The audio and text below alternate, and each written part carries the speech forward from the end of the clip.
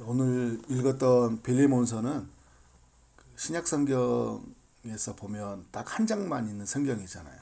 유다서도 한 장만 있고 빌레몬서도 한 장이 있어요.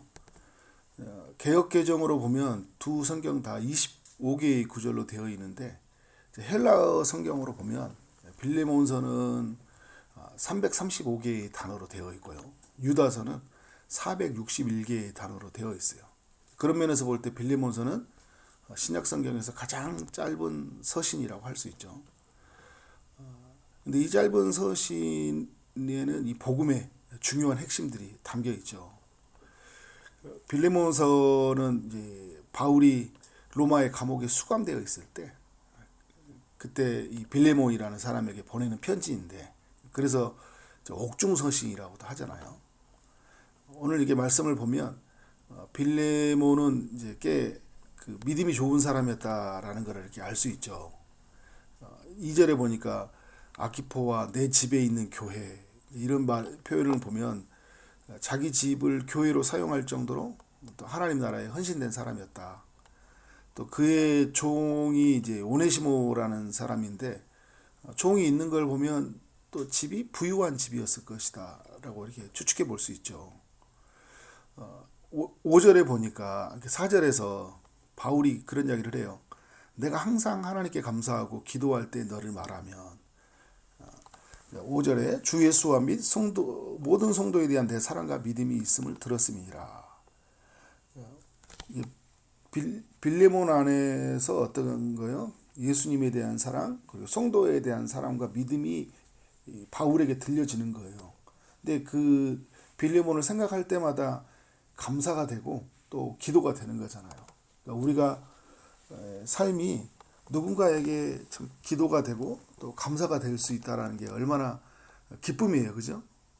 누군가가 여러분들 위해서 중보기도 할 때 감사가 되고 기도가 된다라는 것들은 참 기쁨이에요. 그랬으면 좋겠어요, 그죠? 또 그래야 되고, 또 우리는 또 누군가를 위해서 기도할 때. 근데 지금 바울과 빌레몬의 관계가 또 그렇게 이루어졌다는 걸 알 수 있죠. 6절에 보니까 빌레몬의 그 믿음의 교제가 우리 가운데 있는 선을 알게 하고 그리스도께 이르도록 역사하느니라. 그러니까 이 그리스도로 이렇게 이르도록 믿음이 또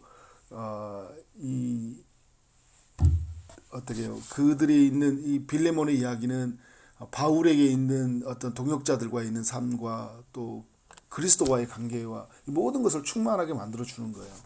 한 사람의 삶이 누군가에게 이렇게 큰 힘이 주는 거예요. 공동체에 영향력을 끼친다라는 거죠. 한 사람이 얼마나 중요해요. 그래서 여러분, 나의 삶은 너무나 소중한 거예요. 내가 어떻게 살아가냐는 것은 누군가에게 이렇게 엄청난 큰 영향력을 끼친다라는 것을 꼭 기억해야 되겠죠. 그러면서 바울이 이제 부탁을 하는데 이런 부탁을 합니다. 8절에 그리스도 안에서 담대하게 아주 마땅한 일로 명할 수 있으나, 바울이 이제 마땅하게, 이건 또 그리스도 안에서 일어난 일이고 꼭 해야 되는 일이기 때문에 어떻게 명령할 수도 있었거든요. 9절에서 도리어 사랑으로서 간구하노라. 사랑하는 마음으로 이제 부탁한다라는 거예요. 나이가 많으나 나 바울은 이제 나이로서 누를 수 있거든요. 야, 좀 해. 네가 이렇게 할 수 있는데, 나이가 많은 나 바울은 지금 예수 그리스도를 위하여 갇힌 자야 돼요. 바울이 이렇게 아무것도 할 수 없지만 그냥 명할 수 있었어요. 그런데 바울이 부탁하고 싶은 이야기가 뭐냐면 10절에 갇힌 중에서 낳은 아들 오네시모를 위하여 내게 간구하노라. 그러니까 지금 10절을 통해 알 수 있는 게 뭐냐면, 바울이 로마의 감옥에 있는 동안 오네시모라는 사람을 전도를 했던 것 같아요. 어떻게 전도를 했는지는 나오진 않아. 그렇지만 그가 오네시모를 전도하게 되는데, 오네시모의 사연을 들여다보니까 이 사람이 누구의 종이었던 거예요? 빌레몬의 종이었던 거예요. 근데 빌레몬은 나와 또 동역자고 내가 전도했던 사람이기도 하거든요. 그러니까 바울이 전도했던 사람이기도 하고 지금도 계속적으로 그 빌레몬과 함께 동역을 이루고 있는데, 내가 전도한 이 사람은 또 어떤 사람이에요? 아니, 이 오네시모라는 이 사람이 빌레몬과 또 아는 사람인 거예요. 그 바울에게 어떤 마음이 들었냐면, 이 두 사람 사이의 관계의 문제를 해결해 줘야 되겠다. 그죠? 두 사람에게 있는 어떤 화해를 시키는 일들을 해야 되겠다라는 생각이 들었던 거죠. 11절에 이런 이야기를 합니다. 그가 전에는 내게 무익하나. 그러니까 이 사람이 어떤 사람이었냐면 오네시모가 그 전에, 그러니까 지금 예수 믿기 전인 것 같아요. 무익했다. 근데 이제는 나와 너에게 유익하다. 그러니까 지금 어떤 사람이 됐다는 거예요? 새로운 사람으로 변화됐다라는 거예요.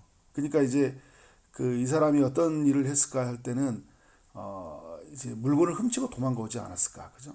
뭔가 큰 해를 끼치고 도망을 나온 것 같아요. 근데 그때 종은 주인의 소유권이잖아요.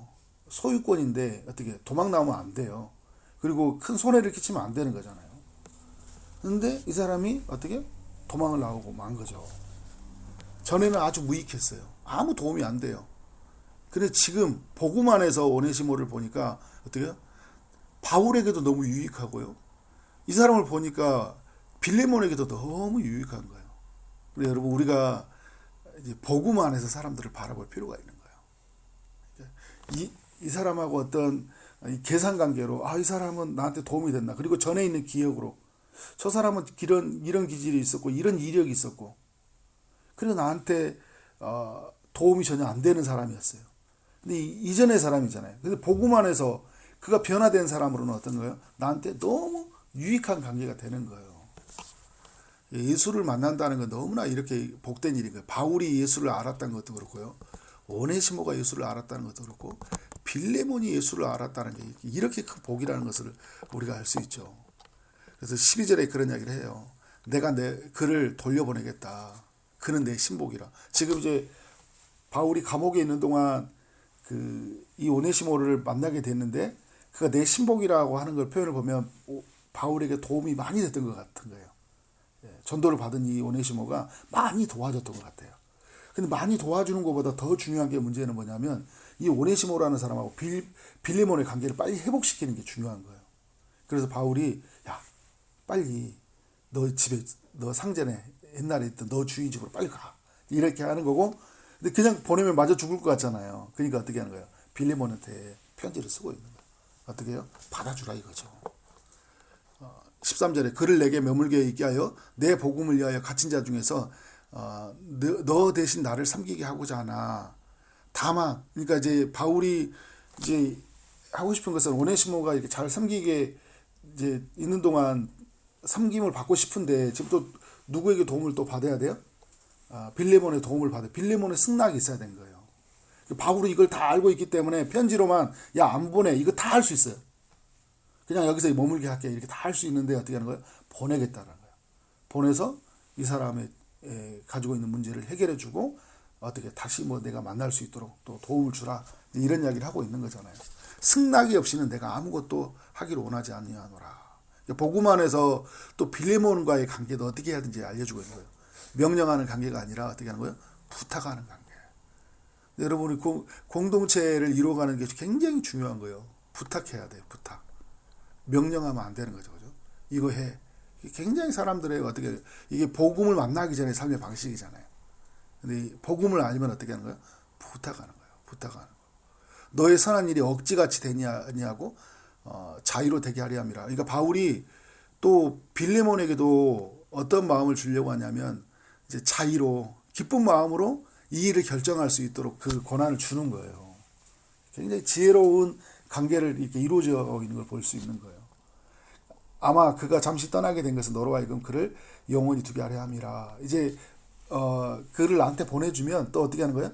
그는 너에게 가서 영원히 이제 너와 함께 이제 어떤 관계를 이루고 살 것이다. 그러니까 바울에게도 너무 좋은 거고요. 또 빌레몬에게도 너무 좋은 일이 이제 있는 거예요. 그걸 제안해주고 있는 거예요. 16절에 굉장히 중요한 이야기를 하고 있어요. 이후로는 종과 같이 대하지 아니하고 종 이상으로 곧 사랑받는 형제로 둘지라. 이전의 관계는 어떻게 해요? 이전에 오네시모도요. 오네시모는 이전에 도망간 사람, 이 사람 종은 이전에 무익한 사람인데 이제 유익한 사람이잖아요. 이게 이 오네시모가 바뀐 거예요. 그런데 빌레몬도 이제 바뀌어야 된 거예요. 빌레몬도 바뀌어야 된 거예요. 어떻게 바뀌어야 된 거예요? 이후로는 종으로 대하지 말라는 거예요. 이 사람을.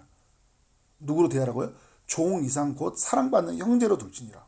그러니까 이제 빌레몬이 그 전에 제가 종으로 소유권을 삼고 있었지만 마땅한 권리를 행사할 수 있지만 복음이라는 위대한 가치를 알았기 때문에 이제 어떻게 관계가 있는 거예요? 이 사람은 더 이상 내 종이 아닌 거예요. 비록 손해를 끼치고 갔던 사람이라도 이제는 어떤 사람이에요? 바울이 말한 것처럼 유익한 사람이고 이제 종이 아니라 어떻게 하는 거예요? 형제인 거예요. 이 빌레몬에도 생각이 바뀌게 된 게 그동안 교회를 위해서 헌신한 것들, 그가 하나님 나라를 위해서 막 전도하고 애쓰고 나아갔던 그런 모든 스토리들, 서사들 너무 좋은 거잖아요. 그런데 정말 중요한 게 뭐냐면 자기 집에서 이제 도망간 종과의 자기의 관계는 또 너무 중요한 이야기인 거예요. 이제는 어떻게 한 거? 주종의 관계가 아니라 어떤 관계예요? 형제의 관계로 이렇게 제안을 해서 보다 더 나은 신앙생활을 제안해 주고 있는 거예요. 그러니까 여러분 우리는 보다 더 나은 신앙생활을 갈망해야 돼요. 지금에 있던 사람들과의 관계를 맺는 방식이 아니에요. 지금 부모와 나와의 관계 맺는 방식, 지금 나와 부부와의 관계를 맺는 방식, 나와 자녀와의 관계 방식, 세상의 방식이 아니라 어떻게 복음 안에서 유익하게. 그러니까 여러분 이제 이런 게 있어요. 내가 육체적으로 낳은 자녀라도 할지라도요, 내가 배우자라고 할지라도, 내가 부모라고 할지라도 이전에 있었던 관계가 아니라 오늘 보면 중요한 게 있어요. 주 안에서 형제된 관계가 굉장히 중요해요. 동력자된 관계. 내게 특별히 그러하거든 하물며 육신과 주 안에서 상관된 내게라. 바울도 이런 중요한 관계고 이제 육신으로 봐도 주 안에서 상관된 너에게도 이 문제는 굉장히 중요하다는 문제인 거예요.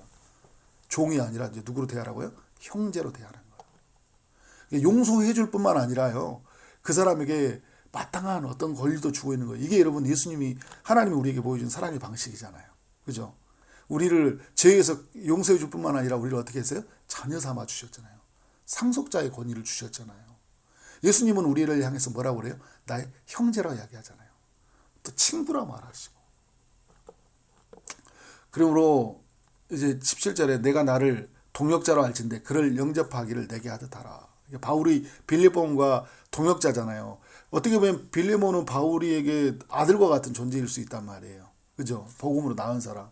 근데 나는 그 동역자로 여기고 있고, 그리고 빌레몬이 바울을 정말 이렇게 신실하게 영접을 했는데, 그러니까 빌레몬에게 뭘 이야기하고 있냐면, 빌레몬아, 네가 나를 생각하듯이 그렇게 누구를 생각하라고요? 오네시모를 생각하라는 거예요. 이거 형제 이상이 너무나 그 가치인 거예요. 사도로 대하듯이, 그죠? 나에게 믿음의 스승으로 대하듯이, 그를 존귀하게 대하듯이 존귀하게 대해주라는 거죠. 우리가 여러분 대하면 우리가 한 사람 한 사람을 대할 때 어떤 거예요? 내가 매우 존경하는 목사님처럼 성도님을 대해주는 거예요. 물론 존경하는 목사님 없을 수도 있지만, 그죠? 매우 존경하는 어떤 영적인 스승과 나의 생각하는 멘토가 있는 것처럼 이 사람은 어떻게 하는 거예요? 교회 안에 있는 이 사람, 내가 하대할 수 있고 함부로 할 수 있고 막대할 수 있는 사람이지만 어떻게 할 거예요? 내가 그를 대해주는 거예요. 이게 여러분 복음에 올린 거예요. 복음에 올린. 근데 중요한 이야기 하고 있습니다. 18절. 그가 내게 만일 내게 불의를 행하였거나, 그죠? 또 너에게 빚진 것이 있다면 그것을 내 앞으로 계산하라. 이게 여러분 이게 놀라운 거예요. 이게 분명히 손해를 끼쳤던 것 같아요. 그죠? 무익했으니까. 그 돈을 갚아야 되잖아요. 그죠? 근데 이 사람이 오네시모가 돈이 어딨냐고요. 딸랑 하는 건 뭐야? 예수 믿는 거밖에 하는 거밖에 없잖아요.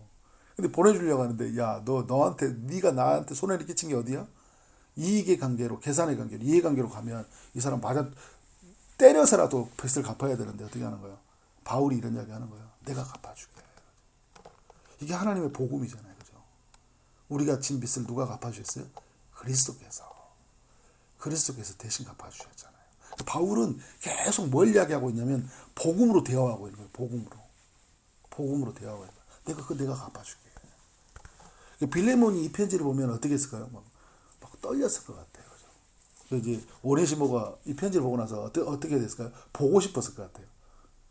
나 잘해줘야지. 누구로? 형제로. 물론 뭐 어떻게 했다는 이야기는 나오진 않지만, 중요한 게 뭐냐면 복음이 지금 이 둘 사이를 흐르고 있다. 복음의 정신이 흘러가고 있다라는 걸 우리가 알 수 있죠. 그러면서 이제 나 바울이 친필로 말하니 내가 갚으려니와 빌레몬 너가 내 자신이 내게 빚진 것은 내가 말하지 아니하노라. 그죠? 내 자신이 나에게 빚진 것은, 그죠?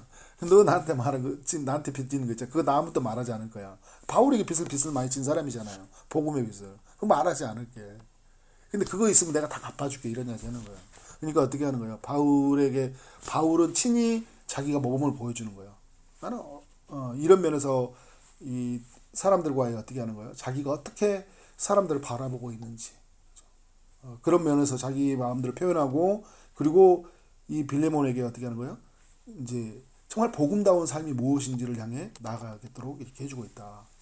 그러니까 이 바울을 통해요, 성부 하나님의 사랑이 온전히 드러나고 있어요. 주일에 물건을 훔치고 도망간 후 그 오네시모에게 기다리는 건 죽음이었는데, 근데 바울은 죽음이 아닌 생명을 예비해 놓았잖아요. 그러니까 하나님의 자비와 사랑이 지금 바울에게 넘쳐 있는 거잖아요, 그죠? 그래서 이 어떤 것들이요, 성부 하나님의 사랑의 방식으로 대하고 있는 거예요. 그리고 또 하나는 뭐예요? 성자 예수님의 사랑의 방식으로.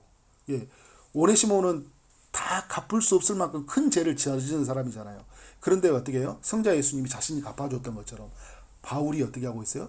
그것을 갚아주고 있어요. 또 하나는 성령 하나님의 사랑의 방식이 나타나고 있는 거예요. 그러니까 성령은 어떻게 해요? 우리와 그리스도를 하나 되게 하셨잖아요. 우리와 그리스도를. 그러니까 성령님은 연결을 하는 영이시거든요. 근데 어떻게 하고 있어요? 바울이 어떻게 하고 있어요? 오네시모와 빌레몬을 연결하잖아요. 그러니까 성부와 성자와 성령의 사랑이 풍성하게 드러나는 방법을 보여주고 있는 거예요. 그러니까 성도는 어떻게 해요? 이 사랑으로, 이 은혜로 지어져 가야 된다. 그러니까 바울과 오네시모, 빌레몬 이 관계가 이렇게 온전하게 누려가고 있는 거예요. 이게 지금 누구에게 나타나야 될까요? 우리 교회에 나타나야 되는 거예요. 그리고 누구에게 나타나야 돼요? 나에게서 나타나야 돼요. 이 빌레몬서는 이제 누가 쓰여져야 돼요? 우리가 쓰여져야 된다고요. 우리의 삶에 빌레몬서의 이야기가 쓰여져야 된다는 거죠. 그런 이야기가 쓰여지기를 주의 이름으로 축원합니다. 아멘.